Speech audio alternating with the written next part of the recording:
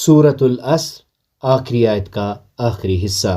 اعوذ باللہ من الشیطان الرجیم، بسم اللہ الرحمن الرحیم۔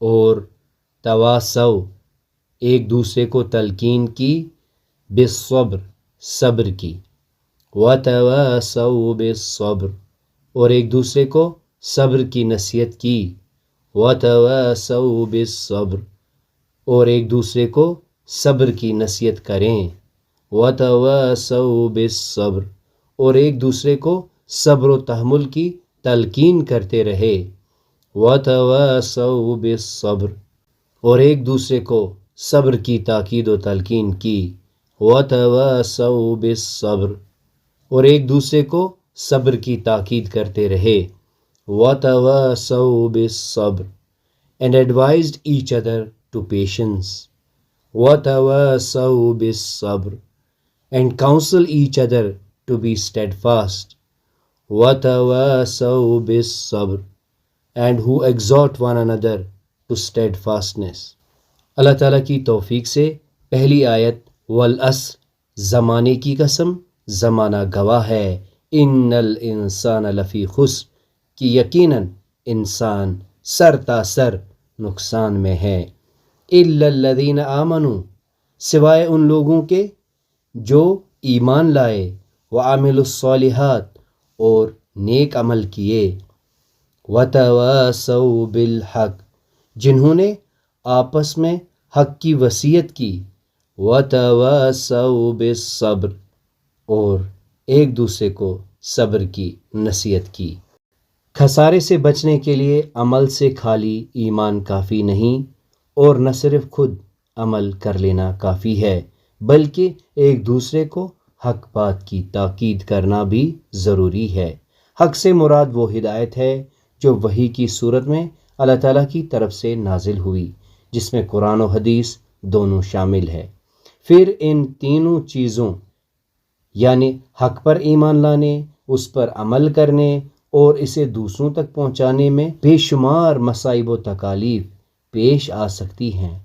ان پر خود صبر کرنا ہوگا اور تمام مسلمانوں پر لازم ہوگا کہ وہ ایک دوسرے کو صبر کی وصیت کریں۔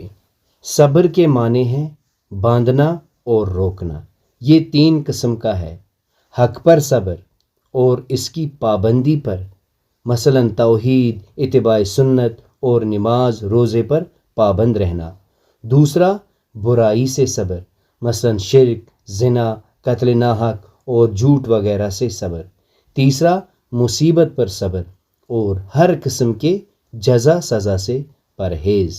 صبر قرآن کی اصطلاح ہے، جس کا مطلب یہ ہے کہ جب انسان کی دلی خواہشات اسے کسی فریضے کی ادائیگی سے روک رہی ہوں یا کسی گناہ پر آمادہ کر رہی ہوں، اس وقت ان خواہشات کو کچلا جائے، اور جب کوئی ناگوار بات سامنے آئے تو اللہ تعالیٰ کے فیصلے پر اعتراض سے اپنے آپ کو روکا جائے۔ ہاں، تقدیر کا شکوہ کیے بغیر اس ناگوار چیز کے تدارک کی جائز تدبیر کرنا صبر کے خلاف نہیں ہے۔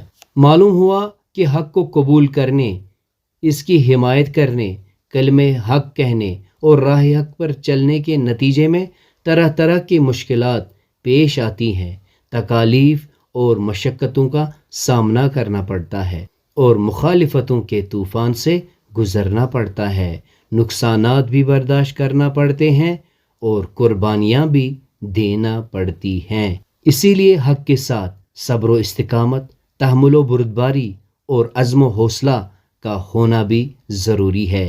صبر کے مفہوم میں یہ تمام باتیں شامل ہے، اور اسی مناسبت سے صبر کی تلقین کو ضروری قرار دیا گیا ہے۔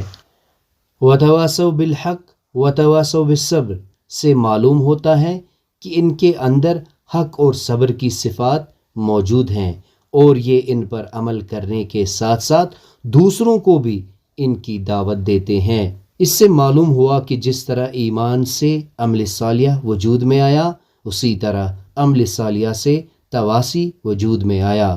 جس شخص کی نگاہوں میں حق محبوب ہو جائے گا اور وہ اس کی خاطر صبر و استقامت کی کڑیاں بھی جھیلنے پر آمادہ ہوگا۔ اس کے بارے میں لازماً اس کا علم، اس کی محبت اور اس کی غیرت بڑھ جائے گی۔ وہ صرف یہی نہیں چاہے گا کہ خود ہی اس سے محبت کرے، بلکہ یہ بھی چاہے گا کہ ساری دنیا اس سے محبت کرے، اور وہ جہاں کہیں بھی حق کو مظلوم و مقہور اور باطل کو غالب و فتح مند دیکھے گا، تڑپ اٹھے گا اور ایک غیور انسان کی طرح دوسروں کو بھی ابھارے گا کہ وہ حق کی حمایت کے لیے کمر بستہ ہوں۔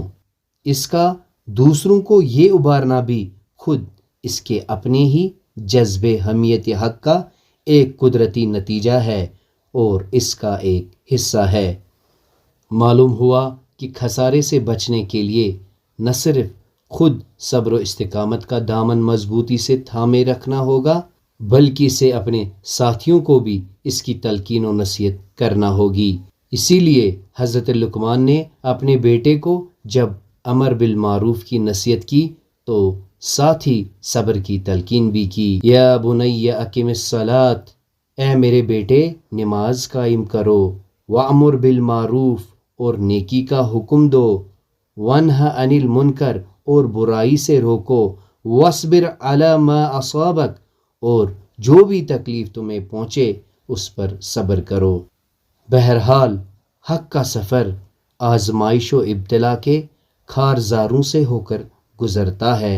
اللہ تعالیٰ فرماتے ہیں وَلَنَبْلُوَنَّكُمْ بِشَيْءٍ مِّنَ الْخَوْفِ وَالْجُوعِ وَنَقْصٍ مِّنَ الْأَمْوَالِ وَالْأَنفُسِ وَالثَّمَرَاتِ وَبَشِّرِ الصَّابِرِينَ، اور ہم تمہیں لازماً آزمائیں گے کسی قدر خوف اور بھوک سے اور مالوں اور جانوں اور ثمرات کے نقصان سے، اور اے نبی صلی اللہ علیہ وسلم بشارت دیجئے ان صبر کرنے والوں کو۔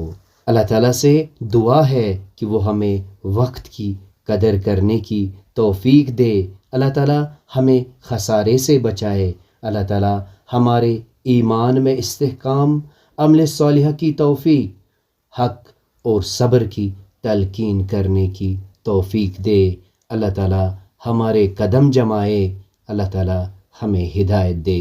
سبحانک اللہم و بحمدک، اشہد ان لا الہ الا انت، استغفرک و اتوب الیک۔